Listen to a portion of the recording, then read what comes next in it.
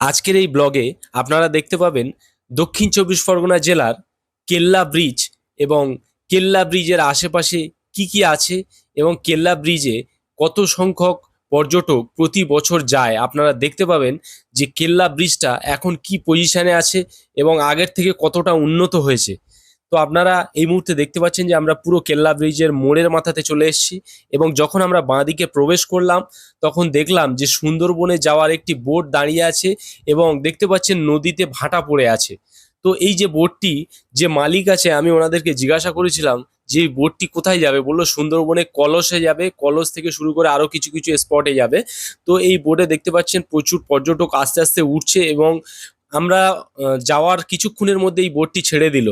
তারপরে আমরা গেলাম কেল্লা ব্রিজের উপরে। তো দেখতে পাচ্ছেন এই সেই কেল্লা ব্রিজ, আগে ছিল বাঁশের তৈরি কিন্তু এখন পুরো কংক্রিটের, আর সুন্দর ল্যাম্প পোস্ট দিয়ে মুড়ে ফেলা হয়েছে। যারা যারা এখনো পর্যন্ত এই কেল্লা ব্রিজে একবারও ঘুরতে যাননি, আমি বলবো প্রত্যেকে একবার হলেও কেল্লা ব্রিজে আপনারা অবশ্যই যাবেন। আর কারা কারা কেল্লা ব্রিজে গিয়েছেন এর আগে কমেন্টে জানাবেন।